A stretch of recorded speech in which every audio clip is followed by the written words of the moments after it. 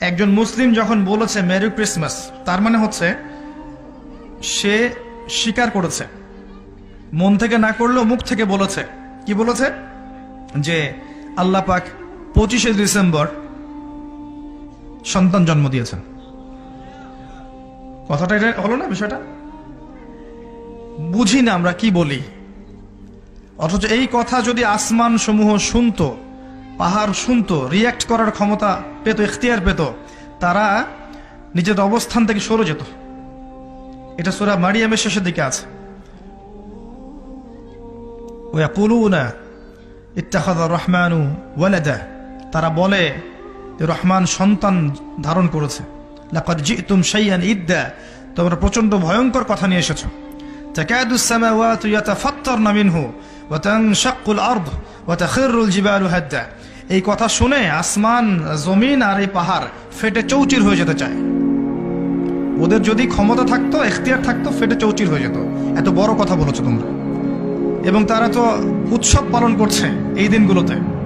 মুসলিমরাও বলছে merry Christmas, তাই না? আল্লাহ যে বললেন একমাত্র দিন আমার কাছে কি ইসলাম, অন্য রিলিজনগুলোর কি হবে তাহলে? এটা একটা ভালো প্রশ্ন। শোনেন, যখন নূহ আলাইহিস সালাম ছিলেন, তিনি মুসলিমই ছিলেন এবং তার ধর্মের নাম ইসলামই ছিল। যখন ইব্রাহিম আলাইহিস সালাম ছিলেন, তার রিলিজনের নাম ইসলামই ছিল, তিনি মুসলিমই ছিলেন। দাউদ, সুলাইমান, ঈসা, মূসা, শুআয়ব, হুদ, সালেহ, মুহাম্মদ সাল্লাল্লাহু আলাইহি ওয়াসাল্লাম, কোন নবী মুসলিম ছাড়া অন্য কিছু ছিলেন না। ইসলাম নতুন কোন ধর্ম নয়, বরং সৃষ্টির শুরু থেকে এই ধর্ম চলে আসছে। কথা কি বুঝতে পারছেন? আল্লাহ পাক এই সূরার মধ্যে বলেছেন, ওয়া মা ইয়াবতাগি গায়রাল ইসলামি দীনান ফালা ইউকবালা মিন। কেউ যদি আল্লাহর এই দিন ইসলাম ছাড়া অন্য কোন দিন তালাশ করে, ফালা ইউকবালা মিন, লা ইউকবালা, কোশ্চিন কালেও এটা তার কাছ থেকে কবুল করা হবে না। উত্তর পেয়েছেন? ইসলামের বাইরের গুলোর কি হবে? এটা উত্তর। কোরআনে আল্লাহ পাক এটা বলেছে, সূরা আলে ইমরানের মধ্যে আছে। আল্লাহ আরো বলেছেন যে তবে কি তারা জাহেলিয়াতের হুকুম তালাশ করছে? আফা হুকমুল জাহেলিয়াতি ইয়াবগুন ওয়া লাহু আসলামা মান ফিস সামাওয়াতি ওয়া মান ফিল আরদ তাওআন আও কারহান ওয়া ইলাইহি ইরজিউন। তারা কি আল্লাহর দিন ব্যতীত অন্য দিন তালাশ করছে, অথচ আল্লাহর সামনে আসমান জমিনের সবকিছু অলরেডি আত্মসমর্পণ করেছে এবং তার কাছে ফিরে যেতে হবে। তো এই আয়াতগুলোতে বোঝা যায় ইসলাম একমাত্র গ্রহণযোগ্য রিলিজন আল্লাহর কাছে। অন্য কিছু তালাশ করলে আপনি কবুল করাতে পারবেন না। হ্যাঁ, আপনি যদি ভালো কাজ করেন, তাহলে সেই ভালো কাজের প্রতিদান আল্লাহ এই দুনিয়াতেই দিয়ে দিবেন, পরকালে তার কোনো অংশ থাকবে না। নবী সাল্লাল্লাহু আলাইহি ওয়াসাল্লামের সামনে ওমর রাদিয়াল্লাহু আনহু একদিন তাওরাত পড়ছিলেন, এমনি পড়ছিলেন। উনি কি তাওরাতে বিশ্বাস করতেন এমন?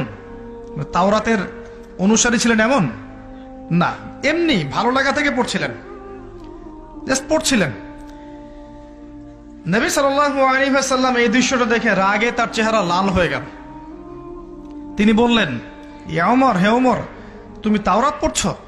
আমার সামনে তুমি তাওরাত পড়ছো? লাউ কানা মূসা হাইয়ান, যদি মূসা, যার উপর তাওরাত নাজিল হয়েছিল, এই মূসা যদি এখন জীবিত থাকতো, ফাত্তাবা'তুমূহু, আর তোমরা তার অনুসরণ করতে, ওয়া তারাকতুমুনি, আর আমাকে ছেড়ে দিতে, লা দালালতুম আন সাওয়াইস সাবিল, তাহলে তোমরা সঠিক পথ থেকে বিচ্যুত হয়ে যেতে।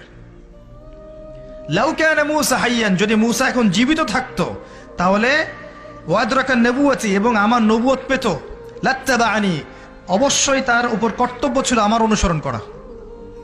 কথা কি বুঝতে পারছেন? মূসা, দাউদ, সুলাইমান, অন্য সম্প্রদায়ের বইপত্র তো অনেক দূরের কথা।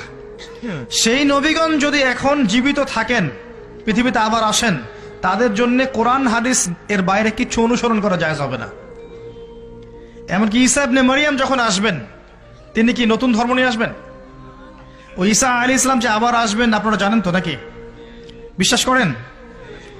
কিন্তু এক শ্রেণীর মানুষ বলছে যে ঈসা আলাইহিস সালামকে তারা হত্যা করেছে, ক্রুশবিদ্ধ করেছে। আপনি কি বলেন?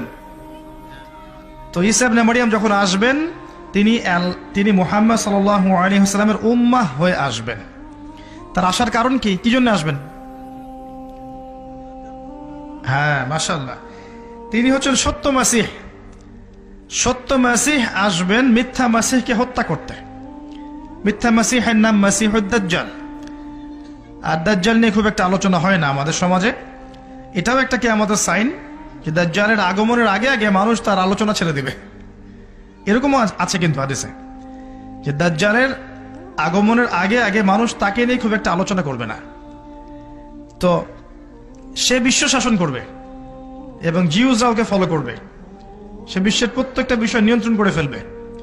তাকে আল্লাহ পাক এত ক্ষমতা দিবেন মানুষকে পরীক্ষা করার জন্য যে ঈমান ধরে রাখা খুব কঠিন হয়ে যাবে। এই সময় একটা সূরা আপনাকে বাঁচাবে, তার নাম কি? সূরা কাহফ। নিয়মিত প্রত্যেক জুমায় পড়েন। প্রথম 10 আয়াত, শেষের 10টা আয়াত মুখস্থ করেন। আল্লাহ পাক তৌফিক দান করুন, আমিন। এই সূরার মধ্যে এমন কিছু আছে যা আপনাকে দাজ্জালকে চিনতে শেখাবে, তার ফিতনাগুলো থেকে বেঁচে থাকতে সাহায্য করবে। পড়াশোনা করে আপনি খুঁজে বের করেন সেটা কি জিনিস।